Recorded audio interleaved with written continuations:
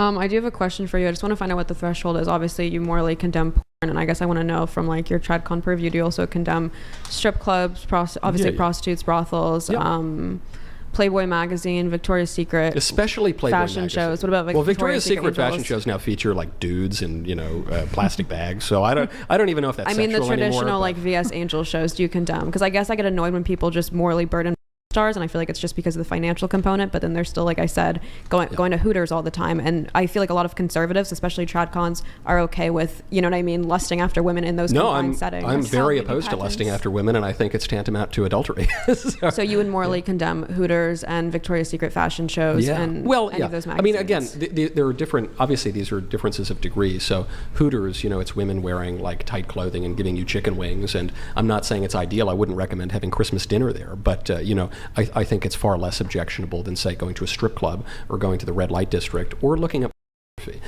The thing about pornography that's really in particularly bad about this too is it's so unnatural. So on the one hand you'd say, well, it's better to look at than to cheat on your wife. Wouldn't recommend doing either, but it's even more unnatural because there's not even another person involved. It's just glittering images on a screen, and then you're doing a shameful act with yourself.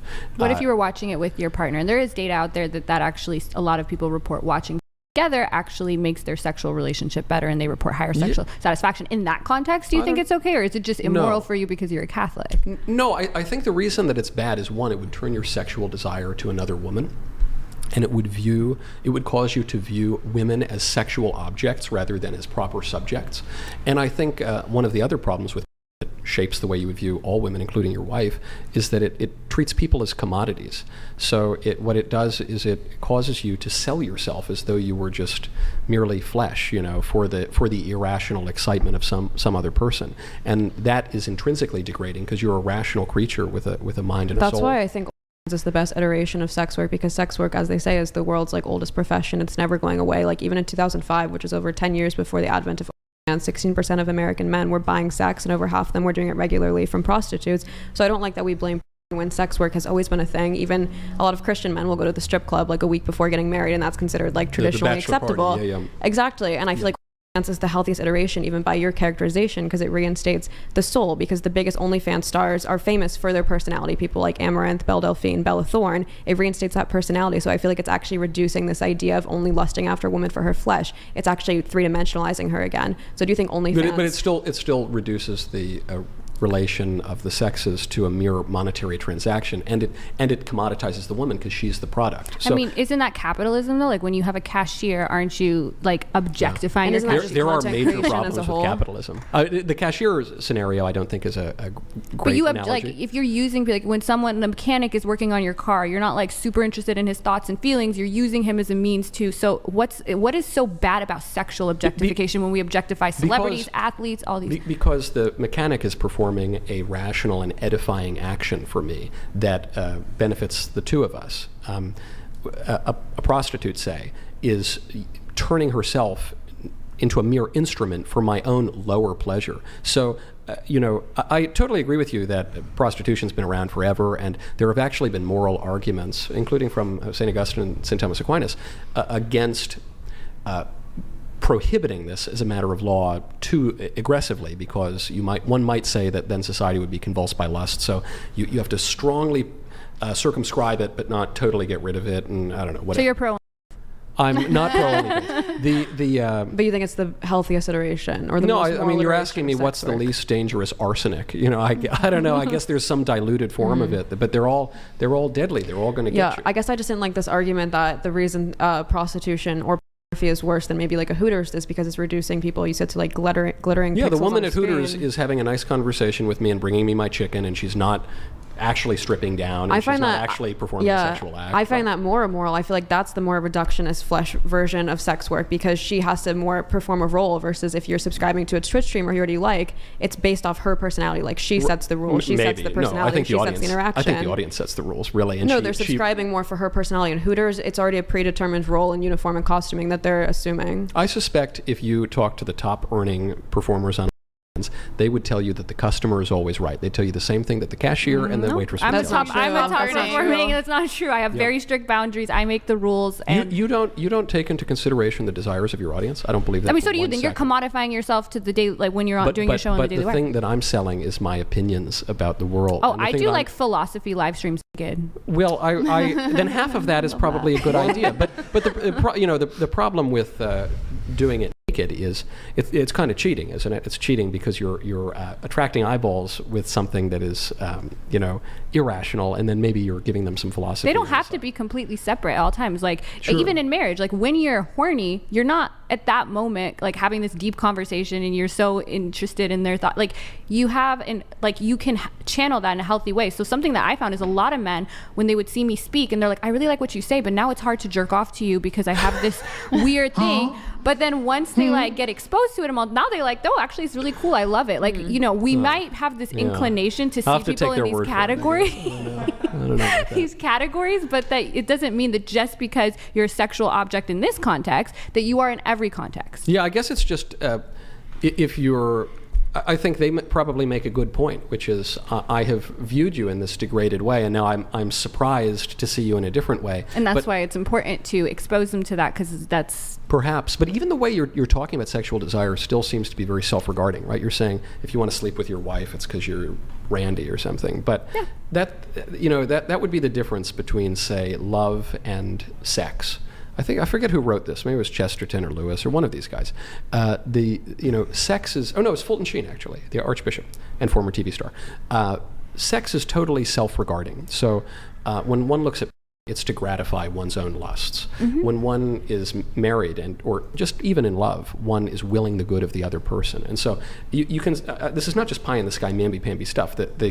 The result of self-regarding sex, solo or with other people, is sterility and the instrumentalization of other people for your own desires.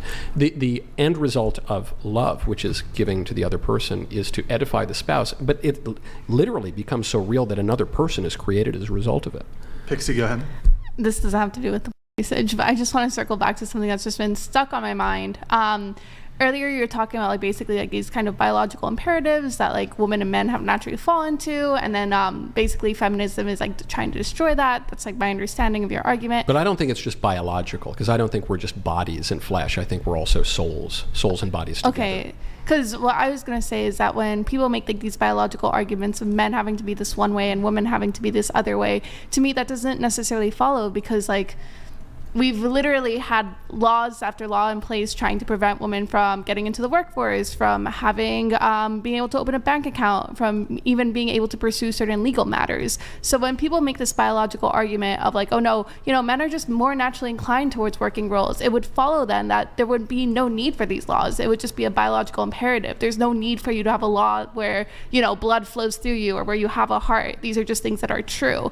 But when it comes to our roles in society, and I think this is what feminists push back on, it seems like instead of it being a real biological imperative, it is forced upon the social structure. Yeah, are you suggesting that women are as happy working in an office as a man is? They could be. Depends on the woman. Hypothetically, I guess they could be. But do you think, talking to your female friends and looking at what social scientific data there are, you really think women are as satisfied and happy in office work? I definitely I'm just saying some. In the aggregate. Yeah, if you're really being honest with me right now, I think you would say probably women are less happy. Well, no, I don't think either of them are happy. I think but most which is people are happier not than the happy. other? Yeah, which no. Is happier than well, So I have a question for you guys. One, do we live in the patriarchy? And if so, and I want everybody to respond, do we live in the patriarchy? And if so, is the patriarchy good or bad? We'll start with Farah, come this way, and then we'll have Michael. I think it's such semantics at this point. As of now, I'm going to say I don't think we necessarily live in a patriarchy. Do I think women are marginalized in a disproportionate way in relation to men? 100%. But would I use the term patriarchy as a blanket term? Not necessarily. Yeah, I guess it depends on how a person is defining patriarchy. Well, let's maybe start off by defining patriarchy. Okay. If we're defining patriarchy as a system of power where men uphold most of governance and social power, I would say that there is an argument to be made that we currently live in a patriarchy. Whether that's good or I personally am of the thought that that's bad, but yeah, it depends on what definition you guys want to use. I'm open to it. Do you guys concur with her definition of patriarchy? Can you repeat it? Sorry.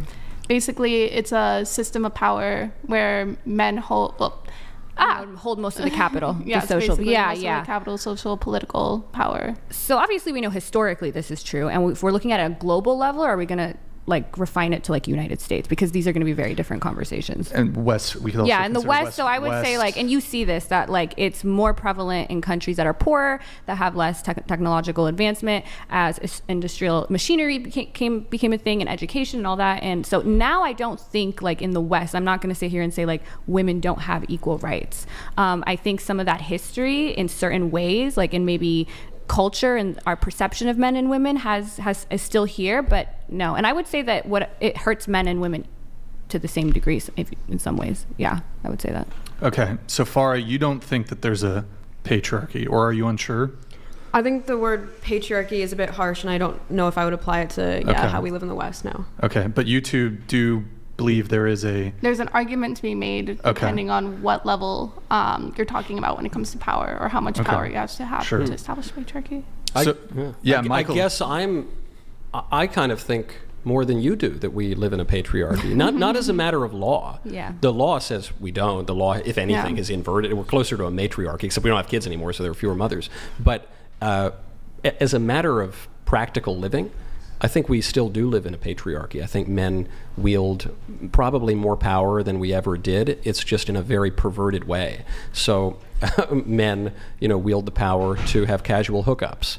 Women statistically tend to not prefer casual hookups. Mm-hmm. Men tend to like them quite a lot more, and women prefer a longer lasting relationship. That's what I would agree with. I think marriage, that's what I meant by cultural currency. I think men have the monopoly on like the cultural zeitgeist, and then women move in lockstep to like men's desires and the male gaze. So I would agree with that. Yeah. In terms of politically, I don't know if I would agree as much, but I agree with that definition. Totally. And so, the irony though is that all of that sexual revolution came about because of feminism. But it didn't really give women, I think, what they thought they were going to get. I think if anything, it gave men more power. I remember thinking about this many years ago when I was in college, and the hookup culture was really burgeoning. Mm-hmm. I thought, is this the greatest trick that men ever played on women? Mm-hmm. That these women who call themselves feminists think that they're going to be empowered by letting men just use them whenever they want and then cast them aside and go sleep with some other woman. Girl power. I completely agree, and I actually don't think women are the culprit or feminists are the culprit today of hookup culture. I think it's more like neocons, tradcons, pickup artists, the one who says that you need to unpack the female psyche by like... Traditionalists don't support hookup culture at all. And I think say as a proud traditionalist. Yeah, I would say that also there's a distinction between the moral question, like if you're a woman and you hook up, like that's part of what the sexual revolution was there to do, is to give women autonomy, to be able to consent to things, to not have a scarlet letter, attached to them forever because they decided to do a hookup. And then the other question is it healthy? No, not the same. Of course they do. If you look at social attitudes, 304. Yeah, but if you look at social attitudes in the last 20 years on things like casual sex, basically it's moving in this direction. The whole reason you have a show is because most people think like me and you have something to fight against. I don't think so. I think I have a really popular show because a lot of people are living under our cultural zeitgeist, but they realize that it's wrong. And Some people, but if you look at polling and stuff, especially if you look at where like the institutional power is, like in media and academia and stuff, like we have that power. We definitely influence the culture.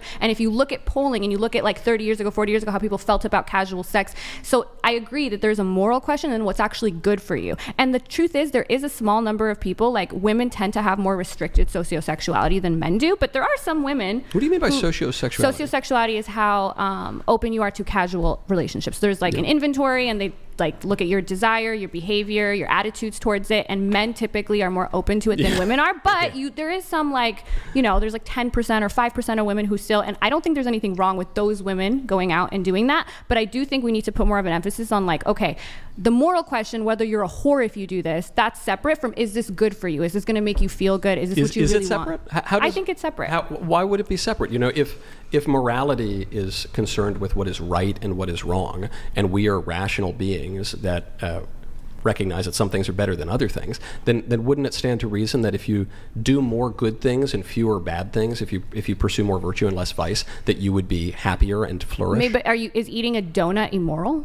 It depends if you've had like 5 donuts already. Well, you know, okay, then then we just have probably a it is different, like, to me, I don't probably think it is a like vice. eating fast food is immoral. It may not be good for you, but it's not immoral. And there isn't like this stigma associated with it where it's like, oh, nobody, like, you know. No, sex is obviously, I think, even more fundamental to human nature than donuts are, and I like donuts plenty. But, you know, sex is very, very important to human nature. That's true. In part because the action is what propagates the species, or in our sterile age, does not propagate the species. But, you know, you're a trained lawyer, passed the bar exam.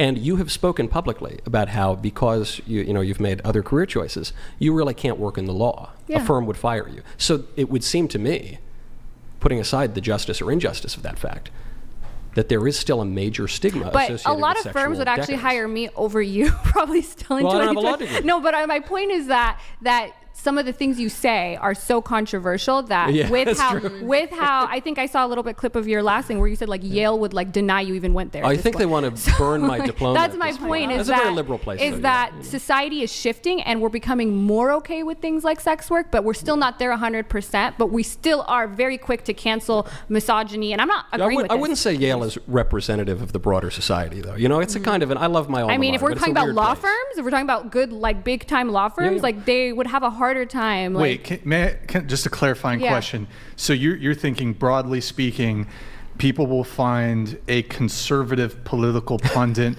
more objectionable than in academia, I totally agree. in academia, in higher education, Sure, and in like corporate America, yeah. Okay. Yeah, I think you're probably right about that. Tells you a lot about the society. Yeah, But I you can agree. argue that, but to say like there are firms out there that would still take me over you. But in reality, look, I mean, it's a funny line, and there is a Yeah. lot of truth to that. But, you know, a lot of these videos that go viral, from this show, in fact, and in the broader, like, red pill, manosphere stuff, it's women who are being shamed for their sexual behaviors. Putting the justice or injustice of that aside for a second, those videos get a lot of views. Those attitudes are still very, very prevalent. And I think it's because no amount of feminist indoctrination is going to alter basic aspects of human nature. And I think men broadly don't want their wives to be promiscuous.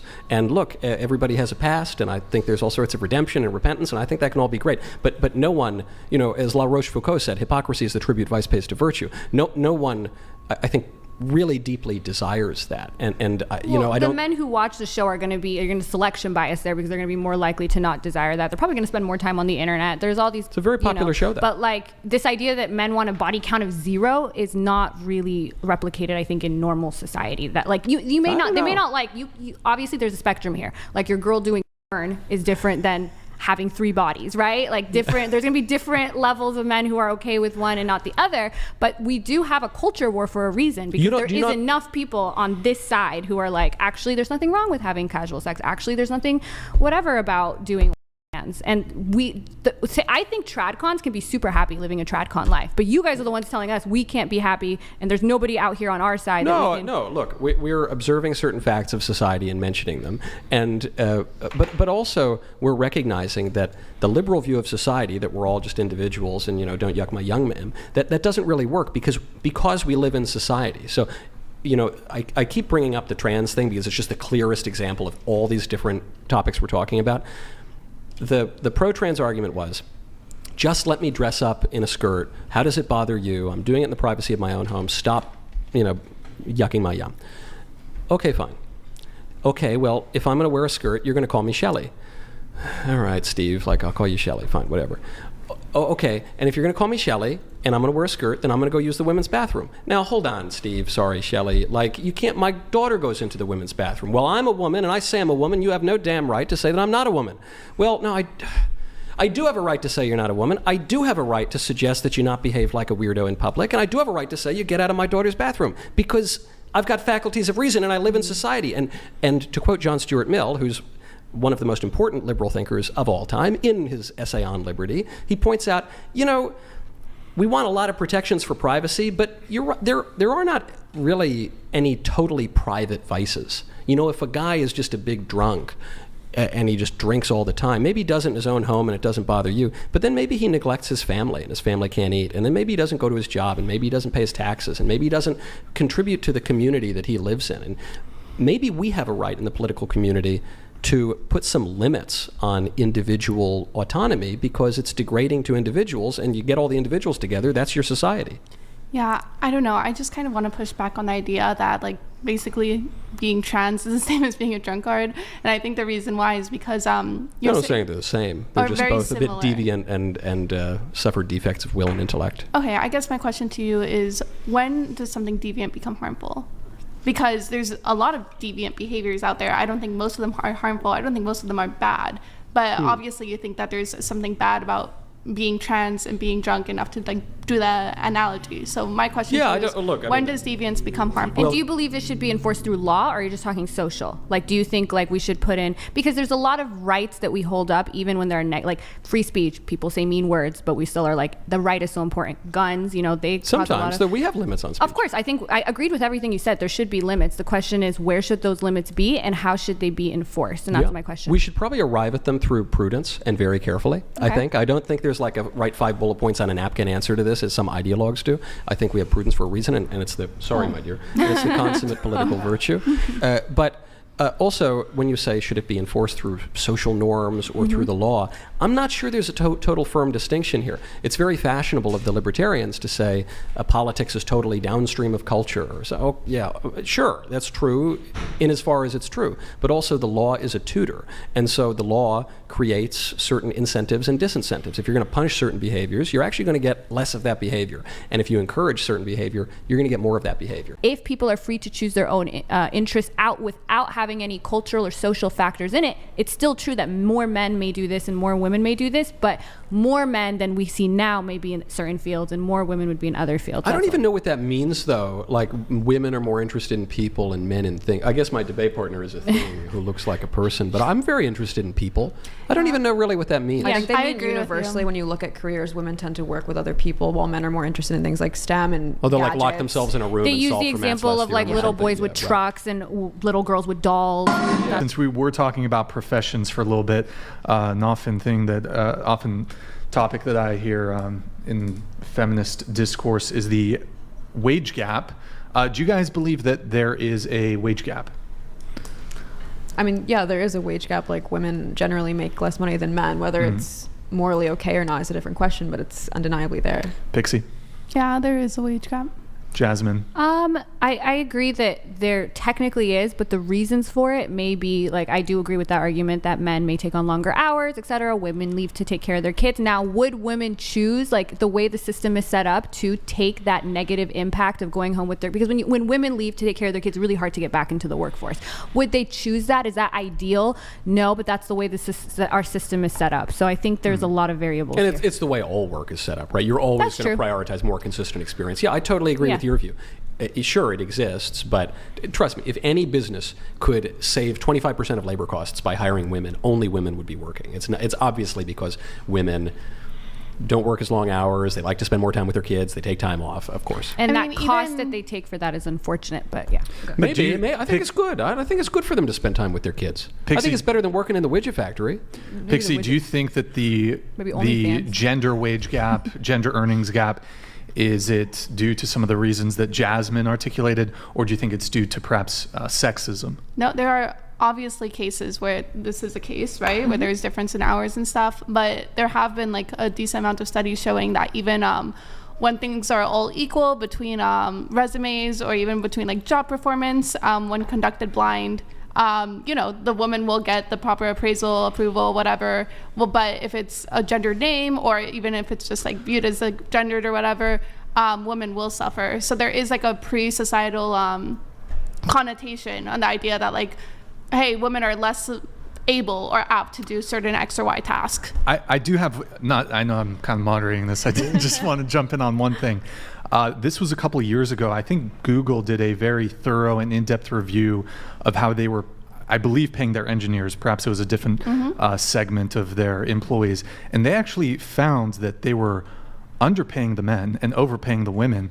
Would that then be evidence that Google was or is sexist towards men? It could be. Okay. I would have to see the study specifically and what they accounted for. But yeah, it's theoretically possible for a company to also be sexist towards men. Yeah, Okay. for sure. I recently was negotiating my contract with my beloved employers, and I was talking to my wife, who gives me a lot of advice, and I said, should I ask for a little bit more on this thing or that? She was like, I don't know, Mac. I don't know. I would just take what they offer you. It's really nice. I would just... No. I said, yeah, but I don't know. They want me to kind of... I'm not... they're going to not respect me if I don't. And she was like, Mac, this is why women make 25% less money, because we just don't want to negotiate. And I totally... Is your get it. wife a South Park She character? is, actually, believe it or not. She's a mixture of Minnie Mouse and Cartman and like Consuelo. No, I don't know. I've been doing that voice for her for like 15 years now. Like, Sounds I was like, I gotta exactly Google like his wife after this. her. Yeah, that's amazing. It's so accurate. Yeah. Okay. Anything else on the wage gap, Michael, or? No, I think it's real, but it's fine. Like, raising kids is good. Having, who cares, man?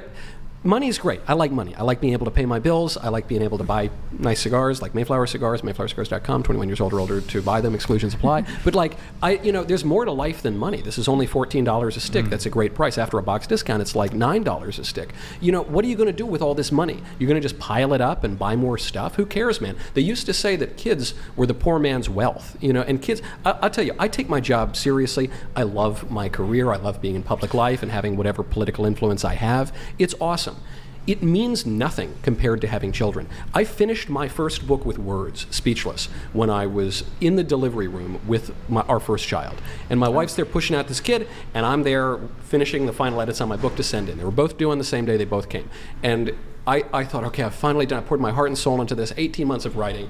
And I look over at my kid, and I realize that my book doesn't matter at all.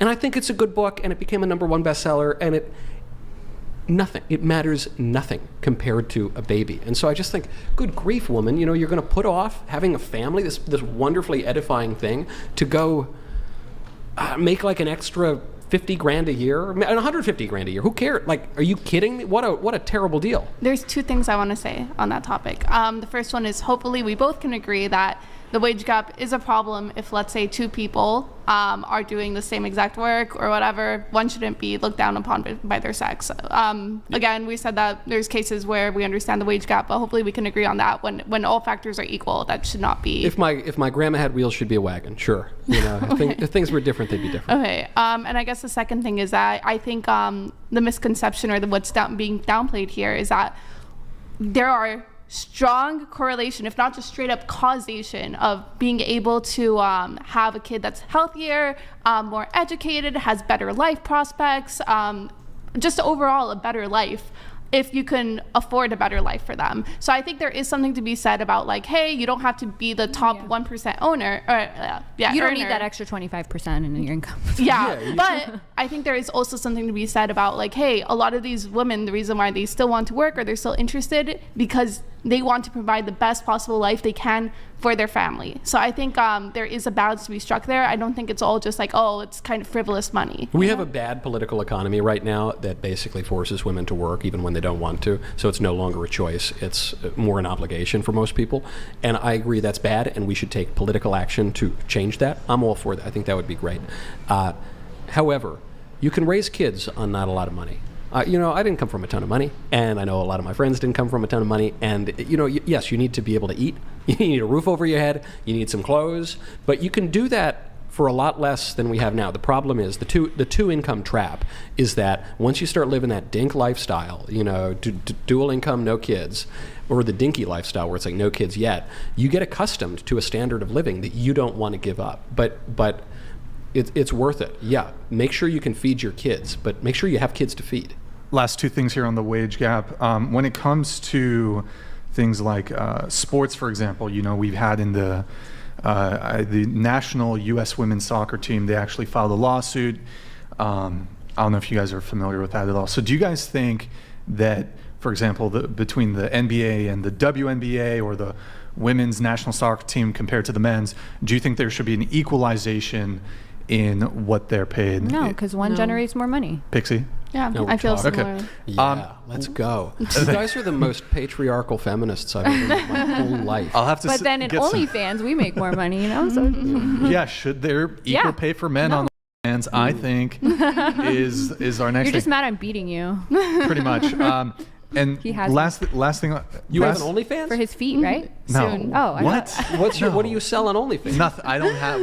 We do technically have OnlyFans.com/whatever. There's one clothed picture of Kiki. That's it. Wow. Yeah. So it's not you. No. Yeah, I could see No, people of course paying not. for Kiki. Well, yeah, obvious. With her not me. beautiful fishing cigar. Yeah. Yeah. You know what? Well, okay.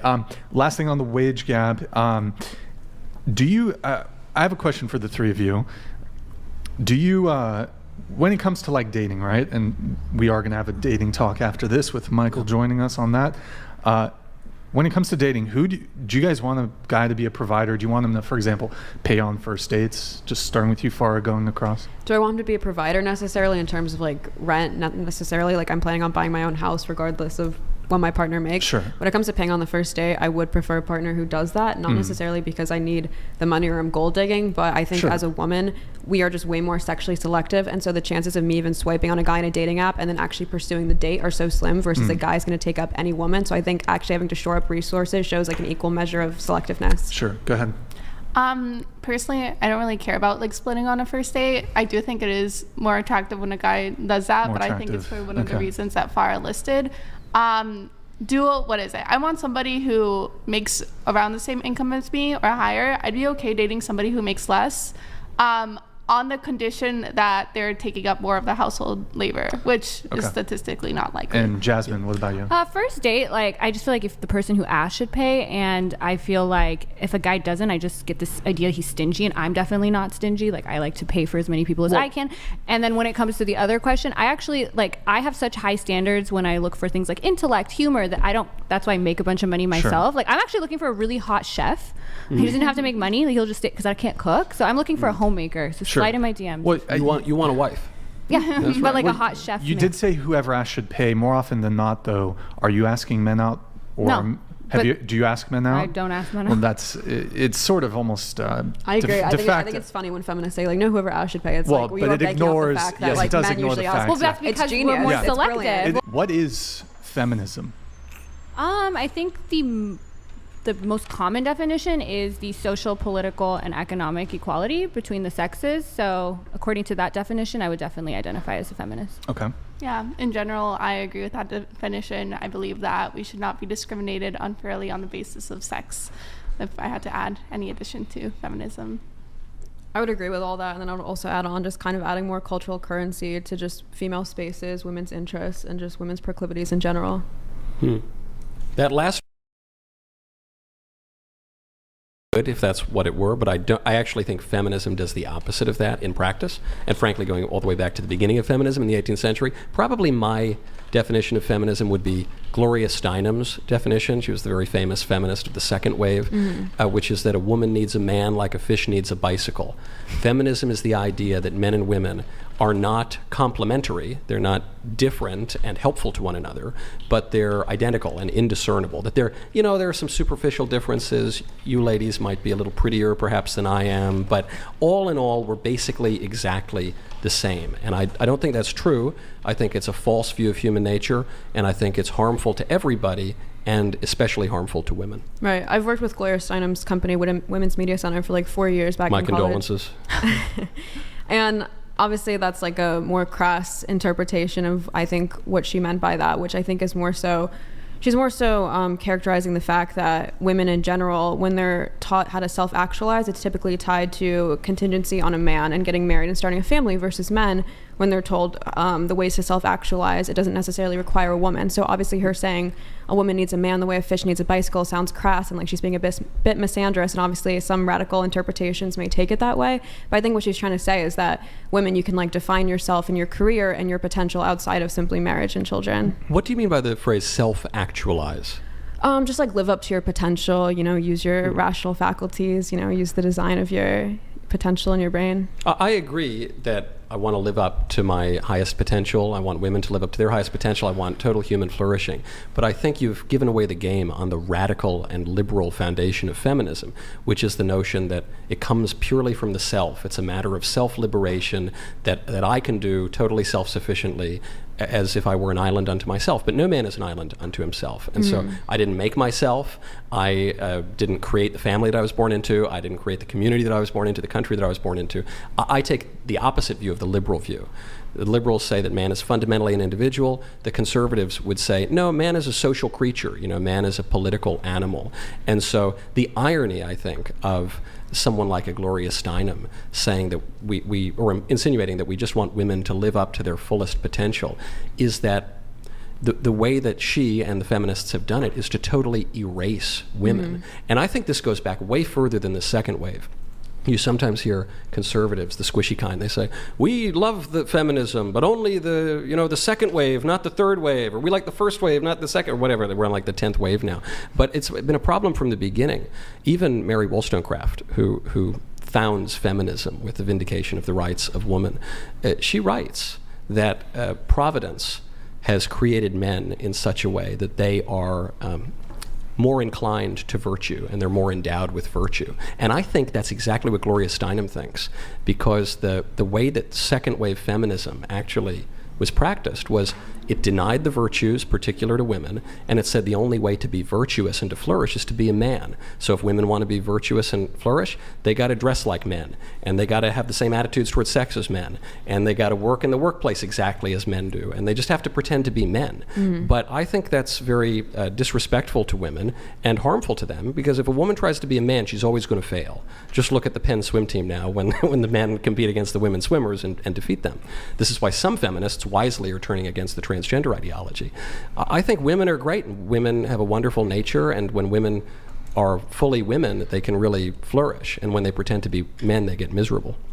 I think what a lot of feminists would push back on or worry about is this idea that we have ascribed gender to certain things that are kind of agendered. So for example, when it comes to the workplace, the idea that like, oh no, a woman must stay at home, going out and working is a man's job, seems to be something that a lot of people have contention with, because it seems like, I'm not saying that women don't have a place at home taking care of children, but it doesn't seem like it should necessarily be limited to just that. So for example, even like throughout history, you still have women who, despite taking care of home, also have like side jobs or side hustles or stuff like that to help contribute to the family. So I think this whole idea that's like, oh no, like women are just trying to be men, sometimes I wonder, oh no, we are just saying that this is for a man to do, even though it seems like there's more opportunity for women to participate in those arenas as well. I think you've just made my point though, which is that you say throughout history, including long before feminism ever came onto the scene, women did plenty of things, in addition to just being barefoot and pregnant in the kitchen, right? They were involved in their community. They had side hustles, as you put it. So they did all these things. I mean, I think of the most famous anti-feminist American of the 20th century. It was Phyllis Schlafly. Phyllis Schlafly had 6 kids. She was a housewife. She said the only person whose permission she needs for her political activism is her husband's, which irritated feminists to no end. She's one of the most important political figures of the whole century. She single-handedly killed the Equal Rights Amendment, traveled all over the country, one of the most vaunted figures in the American right. She was able to do a lot of things in public, but she recognized that her particular role that her husband never could have, that no man on earth ever could have, even if he kids himself, is to have children, to be a woman, to be graceful, to do the things that men can't do. And so she can do things beyond that as well. But if you erase the particular advantages of women, then women are put at a disadvantage. I mean, the problem is women were also excluded from doing a lot of things. So I don't think anyone here thinks there are no differences between men and women, but there's a lot of overlap as well. And while men and women may be different on something on average, to look at a woman like I think you and some of your other conservatives are under fire for saying, oh, if it's a female pilot, I'm automatically going to assume that this person is incompetent. I've never said that. Though, if an airline tells me that they are prioritizing DEI over merit in the cockpit, I would probably book another airline. Okay, and I guess that's a little different. I get what you're saying. I get that. But my point is like to say women are just emotional, more emotional than men. That may be true on average, but to then look at a woman and just be like, automatically I'm going to assume this woman is more emotional, I think that isn't, that's the last. So why is it true on average though? It may be true on average because we're different. I've never said we're not different, right. But the problem is to say we're different and then put us into categories and be like, there can be no overlap. Women have to do this role and men have to do this role. That's, I think, what feminism is pushing back on. What you're arguing for is a kind of feminism that says, actually, all the differences between men and women. It's totally true in the aggregate, in these two different types. But on rare occasion, there's going to be some woman. It's not that rare. Like, let's say, gender roles. Like, let's say most people, let's say 70 to 80% of people will fall into natural gender roles. But then there's still 20% of our population that may not. And do we make a society where we force that 20% into these roles, or do we allow choice? I think a lot of feminism, the cornerstone of feminism is choice for women. You can't stay home. I'm not so sure about that. I'm not so sure, because there was a famous debate between Betty Friedan, who was the prominent American feminist, and Simone de Beauvoir, one of the most famous feminists of the 20th century. It was in 1975, and Betty Friedan said what you said. She said, look, I think we should give women a choice. Maybe they want to go out into the workplace, or maybe they want to stay home and raise their kids, but they should have a choice. And Simone de Beauvoir, who was a more consistent and intelligent feminist, said there can't be a choice. And the reason there can't be a choice is that if given the choice, most women would stay at home. And if most women stay at home, women will not be free. If we want true women's liberation, women must be forced to be free. And Friedan recoiled from this because she knew it wasn't going to play well in Peoria. But Simone de Beauvoir had the right point, and I think the more consistent feminists have agreed with her. I don't know. I mean, feminism has, it's gone so many different directions, so to pick the feminists that we don't agree with for this debate, I don't know if that's conducive to... Also, I'm not necessarily sure when you're saying most women would stay at home. That's a choice that they would have. Because when you look at the uprisings of feminism, or when it gained the most traction, it was post-war era. Partly because of the reason why is because during these war eras, men went out, they were drafted, they had to go fight, et cetera, et cetera. Women were expected to take up more traditional male spaces, work. And when the men came back, what ended up happening is that a lot of women did not want to leave the jobs that they had. They wanted to keep the somewhat level of financial independence that they were able to gain. And that's why we see these huge feminist uprisings during those periods of time. So it seems to me, if you're saying that most women would stay home, that just wouldn't happen. Women would have not had these feminist movements go forward. Well, the feminists didn't want to leave their jobs, but women broadly perhaps did. So anecdotally, people write in a lot and they tell me, Michael, at least while my kids are little, I'd love to stay home and raise them. Maybe I'll go back to work after, but I just can't. You can't raise a family in America for the average person today on one income. And that's a result of women entering the workforce and wages decrease, which is why not only the radical left, but also the more commercially minded right wing was in favor of that. It's the same reason they're in favor of mass migration. It just lowers wages for people. A lot of women, however, seem to feel not that they have the choice to go to work, but that they have to. And this is expressed in a famous study that came out of UPenn and was published by Yale in 2008, which was the paradox of declining female happiness. And I love the way this study opens up. Right in the abstract it says, despite the past 35 years, I'm paraphrasing, but despite the past 35 years showing so much marked progress and improvement in the lives of women, women's happiness, according to this meta-analysis, has declined, both absolutely and relative to men. So it's not even just that everyone got more miserable because of, a bad economy or something. Women in particular became less happy, despite all these objective improvements to their lives. So to me, the obvious rejoinder to that is, well, maybe those objective improvements, namely feminism, that's the thing that happened between 1973 and 2008, maybe that wasn't an objective good. Maybe that was just illusory. Well, to me, the obvious rejoinder of that is that women are becoming disillusioned with the life they had prior. They're leaving the cave, so to speak, allegorically. And also, I don't think you should use self-reported happiness as a metric of justice or any objective good, because you can plot self-reported happiness with pretty much any variable. Highest reported crime, violent crime in the United States, also is directly correlated to self-reported happiness. Does that mean one causes the other? No. Does that mean we should think what do you mean by that? Highest violent crime is correlated? I'm just saying in the periods of time when we've had the most violent crime in the United States, there's also a correlation between highest rates of self-reported happiness. Well, not according to the survey I just cited, right? If happiness has been declining steadily, especially for women since 1973 to 2008, you had a major crime spike in the early 90s, but you didn't have a major spike in happiness. So perhaps there's some survey that you're referring to in some city somewhere, but it wouldn't.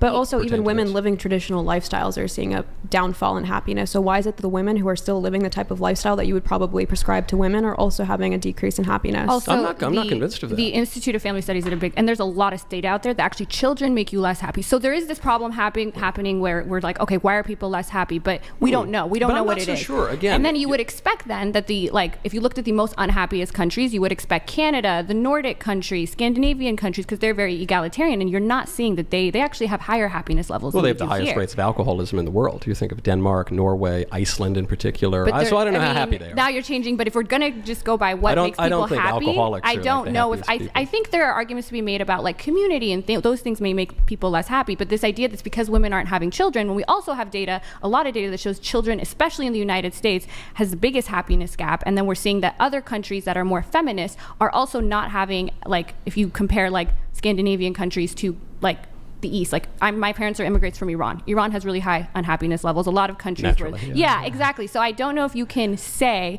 that this is causing that, right? Yeah. Well, yeah, Nordic countries also have much more homogeneity, which is correlated with political happiness. But so they're all of those differences. But I think the point about children making you unhappy and the point about leaving the cave, I think those are both a little bit of a cope, because they're belied by the fact that if it were just that women were coming into their own now and they were recognizing the oppression of which they were not conscious previously, then why would they keep getting less and less happy? You know, at a certain point, aren't you supposed to turn the corner and become more happy in your independence? But that's not what's happened. For 35 years, it just gets worse, worse, and worse, including relative to men. And then for children, you look over the past, 70 plus years now, 74 years, since 1950 to present day, the marriage rate has dropped by 60%, and the birth rate has dropped by 50%. So just looking at the whole society, we are having many, many fewer children than we were before, and yet we're much less happy. Even like places like Pakistan are having less kids. Sure, I'm just pointing out. You're saying that having fewer children makes you happier, and I'm saying we're having many fewer children, and Americans are much less happy. And you see this even beyond just random surveys. You can't link that. I kind of want to push back on this idea that we've gotten more unhappy as time has progressed, because at least to my understanding, what's happened in the last 20 or 30 years is an increased awareness of like mental health and what that means. So it's not necessarily that people were really happy before and now suddenly are miserable. It's just that now we're actually having data where people can talk openly about their mental health, unhappiness, and not be as stigmatized as before. If we look at the 1950s and even like housewives around that time, we see like there is actually like a huge rate of like narcotic usage and basically like prescriptions to that level. So I'm not necessarily, if I would go as far to say, we've gotten unhappiness as time, we've gotten more unhappy as time has gone by. I would say more likely, oh no, we've been able to properly report, measure, and assess mental health as time has gone by. And medicate. Listen, I'm very inclined towards your view that social scientific studies are bunk. I mean, there's a major replication crisis. I think it's all ridiculous. I will cite those social science stats when they serve my argument, because why not? That's what we do these days. But I agree. I'm skeptical of measuring happiness and all the rest of it. But on the mental health point, I think here we do have some pretty firm data, and it contradicts the argument you're making, which is right now, 1 in 5 middle-aged women in the country is hooked on antidepressant drugs. On any given day, they're taking them. Women are 2.5 times as likely as men to take these depression drugs. It is ubiquitous at this point.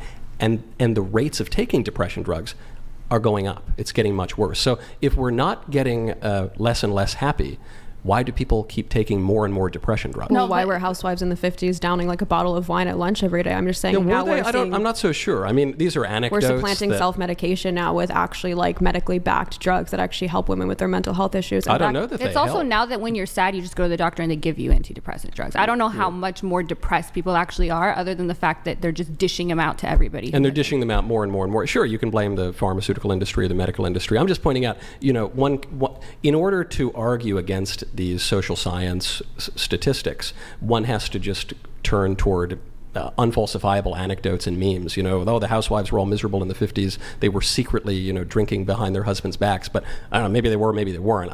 All I have are the data available to me. Well, the data is just saying that more people are on antidepressants. It's not telling you why. It's not telling you what caused it. It's not telling you... Depression, presumably, is causing it. That's what we're debating here, is what could have caused it. You're saying, it's... No, but I'm not saying, maybe they hate their husband, maybe they hate their kids, maybe they don't like the weather in their town. Like, I think ADHD is a great example of this. Anyone now can just be like, I have trouble focusing. Does everyone have ADHD, or are people just getting these drugs? Like, these are questions that we should ask before we jump to a conclusion. I agree. Look, I think that they're pathologizing a lot of ordinary aspects of human nature. But I think part of the reason that we do that is because we're so radically misinterpreting human nature, which brings us right back to feminism.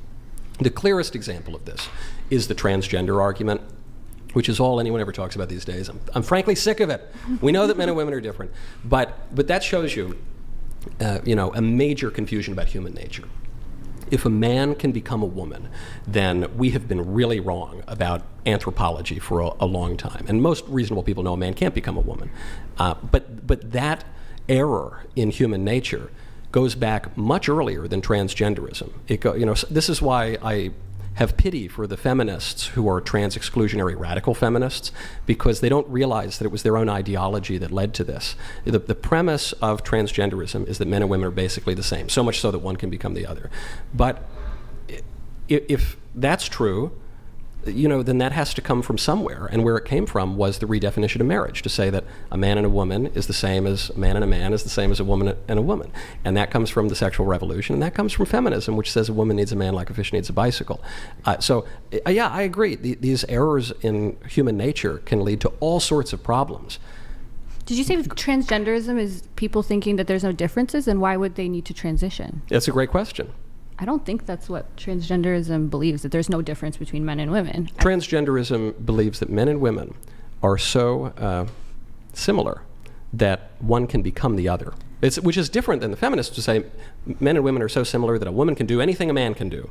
But transgenderism takes that principle to the extreme, which is men and women are so similar. They're not complementary. Sex is not immutable. It's not an inseparable accident of being, as an Aristotelian or St. Thomas Aquinas might say. But no, it's actually just kind of a social construct. And it's so socially constructed that I can go down to my doctor and have him reconstruct my chest, and all of a sudden I've magically become the opposite sex. That error comes from feminism. Okay, before we pivot to transgenderism, can we go back to the happiness feminist conversation Sure. and tie it up? So I wanted to ask you, do you think that should be the ultimate good and the metric for which we base our justice system and our just overall societal progress on, is self-reported happiness? Well, I don't know even what you mean by societal progress. I mean, justice is a habit of virtue that inclines the will to give to one what he deserves, right? So it's about deserts. Right. And so we protect certain rights and we enforce certain laws, or at least we used to. We don't really do that as much in this country anymore. And an aspect of political justice would be human flourishing. So when we talk about happiness, I'm very interested in happiness, but I'm interested in happiness in the way that Aristotle's interested in happiness, which is eudaimonia, a way to live the best possible life. And I think that we can know something about that through our faculties of reason, which are objective, and if reason weren't objective and at least somewhat reliable, we couldn't have self-government. Now, the way that happiness is often used in our modern culture is just hedonism. Is hedonism, like the utilitarians, right? Just means getting pleasure and avoiding pain, or is just totally subjective, to the point where you say, well, don't yuck my yum. What's de gustibus non disputandum est. Maybe I like this and you don't like this. Well, sure. I mean, restaurants have menus for a reason, but there must be some limiting principle here. We must know something about what is conducive to human happiness. And if we don't, then how do we have self-government? So I want to go back. Completely agree. I just don't know if self-reported happiness is more congruent with the subjective reports of happiness, or that eudaimonia that you're referring to. Sure, it's just the best we've got. So if you believe that people should be open to life, do you believe basically should we have universal child daycare? Do you believe that we should? No, I think we should have mothers and fathers. Okay. Do you not see, if you're talking about how women should be more traditional or stay at home more, but you agree that our current economic circumstances doesn't necessarily allow for that household, it seems to me like one potential solution to this would be hey, you know what, better paternal and maternity leave. So then that way sure. The household doesn't suffer the income, but the woman can go. I support 18 years of maternity leave. I think, forget about 18 months. I think it should be 18 years. Paid? Do you believe women should be paid for staying in the household? In principle, I'm not opposed to it. The problem is it would create so many bad incentives, and it would be so inefficiently managed by the central government. Well, 18 years. But you wouldn't. 18 years would be tough. But in principle, maybe have at least something. But to your point, in principle, look, there's one country in the West that has managed to turn around the birth rate problem, and they haven't solved it yet, but they've ticked it up a little bit in the opposite direction, and that's Hungary. And the way they did it was they said that once you have 4 kids, you don't have to pay income tax anymore.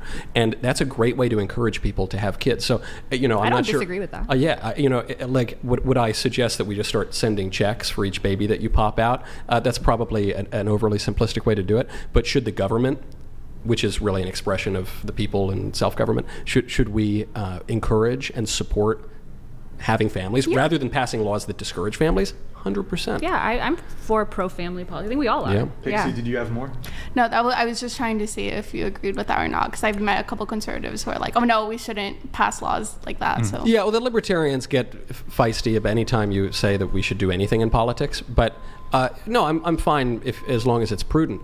The point that you raised at first, though, would be terribly wrong, which would be to say, all right, now we've got guaranteed daycare. That would only make the problem worse, right? If we want families to be stronger and we want families to be incentivized to have more children and to raise their own children. Sorry, I do have one more thing. I guess what I don't understand is that earlier you were talking about the community is important, like liberals are like too individualized, but to me it seems like programs like universal daycare or such of the matter do foster a sense of community. I don't think a child was meant to be raised by just one single person, like not even just a mom. Nor it's do meant I. To be raised by I the think there's at least community. 2 people involved. Yeah, I think more. I think we live a whole society that, should take care of the children. Yeah. So your insight is, or your inclination is right, which is, it takes a village. Much as I dislike Hillary Clinton, that phrase itself is not objectionable. But it takes a village. It doesn't, I don't think it takes a contrived product of some technocracy that creates the, sterile and clinical preschool program, daycare program. That's not a real organic community. That's not a community where people are accountable to one another, where people have natural bonds that begin with the family and extend to the extended family and then to the neighborhood and to Mrs. McGillicuddy down the street. How would you because religion has done a really good job at this, creating these fostering these communities, but the bottom line is people just don't believe in it. There's a question if it's beneficial and if it's true. What's your plan to convince more people that it's true and that they should follow it? Because everything is pointing the opposite way. We're going the opposite way. Beneficial means is good and true means is true. And some people think these are divorced. I don't think they're divorced. Well, I think I hold to an old-fashioned view that there are the 3 transcendentals, which is goodness, truth, and beauty, and that they involve one another. So something that is good is likely to be true, and something that is false is likely to be harmful. Okay, so let's say if transgenderism was shown to be beneficial, I know you don't believe that, would it then be true? I'm confident that it won't be shown to be beneficial. But if it was, would you then? Is that really? You're asking me if 2 + 2 equaled 5. Would that change my view of mathematics? I suppose it would. But the reason that I'm so confident, every time some pro-trans activist comes out and says there is a new study that shows the brain scans of Bruce Jenner mean that he's really a lady or whatever, and then it never turns out to be true. Are you doing the whole perception is real? Like if it was beneficial to me to believe in unicorns, does that make unicorns real? I don't think. I guess our disagreement would go back one step even further. I don't think it's beneficial to believe in fantasies. I think that. So that's what people don't like religion. But I think I agree that atheists and liberals have denigrated religion for centuries now. But I don't think it's a fantasy. I don't think that it's just a comforting thought. Neither do transgender. Like my point is right, but they're wrong and I'm right. I guess. Yeah, exactly. That's what it goes down to. But one of us is going to be right. What makes you believe that that Catholic doctrine is true? Well, I believe, to quote the First Vatican Council, that the existence of God, I'm not saying all the other stuff, but the existence of God can be known with certainty by natural human reason from the created world. Yeah, I'm not debating about the existence of God. I'm saying specifically Catholic doctrine, that it goes beyond so just existence of God. So if we all agree that God exists and can be known through reason, and maybe we're making a leap there, but you seem at least to grant it. But at least you grant it. Then the question is, okay, well, who is God? And here is where revelation gets involved. And is revelation not just why not the Viking god? Wait, is revelation not just like the word of somebody else essentially claiming to like have these truths revealed by God? It's the word of a great many people played out throughout history. So for instance, it was very recently Christmas, and so the revelation of our Lord and Savior Jesus Christ is in the incarnation, and then he lives for 33 years, and then suffers a passion, is crucified, and is resurrected on the 3rd day. At least that's how the story goes, right? Well, why would I believe that story? What reason do I have to believe? That's a crazy story, isn't it? People don't just rise from the dead. Well, part of the reason I might believe it is because the gospel accounts were all written within living memory. A part of the reason I might believe this is because 11 men went to their deaths to defend a fable, to defend 11 men just all suffered the same defect of perception. One of the reasons I would believe it is it's attested to in non-Christian history. One of the reasons I might believe this is that there were 500 witnesses to the resurrection. So, and then another reason I might witness this, which gets to your point of the relation between goodness and truth, is that religion spread to the entire world, and we haven't even gotten into the other historical coincidences of this, and led to a civilization that was extraordinarily powerful, flourishing. I mean, nothing like it has ever existed on the face of the earth, and never would again if it were to go away. This would all seem to point to at least some little kernel of truth in that. I guess Final thing, and then I will move okay. on. Go ahead. Final thoughts on that. To me, it doesn't necessarily follow that just because like a lot of people believe something, it means that there's a kernel of truth to it, right? I feel like not necessarily. Yeah, it seems to me that the same arguments that you used could be used when it comes to like trying to justify Islam, for example. That a lot of people have gone and fight and died Islam for it. didn't spread peacefully as Christianity did. But yeah, the fastest growing religion, so isn't it? Yeah, it's still the fastest growing religion right now. But the point that I'm trying to get across is that ultimately it seems like your belief in the Catholic faith and doctrine goes back to like, hey, a lot of other people seem to believe this, so then that leads to perhaps I misspoke. Quick response. Yes, okay. a quick version of it. Perhaps I misspoke. My faith in the Catholic religion comes down to the existence of God being knowable through reason and the identification of God with the Logos. This would be something different than, say, in Islam, where Allah is totally transcendent. And as Ibn Hazm, the medieval Islamic writer, said, if God so willed it, he could make people worship idols. So mine identifies God with reason. So it's not just mere hearsay. Then there is a little bit of hearsay because all these people saw it and believed it and spread it throughout all of the world. And the religion was extraordinarily successful. And in that spread, one final difference, I suppose, is that with maybe two exceptions, Christianity spread peacefully everywhere that it spread. The two exceptions would be Charlemagne and I guess the Spanish Inquisition. Yeah. With Islam spread violently everywhere that it spread. And so I'm not even knocking the Muslims, I'm just pointing out one was reliant largely on reason, and so it would seem to me that the faith is reasonable.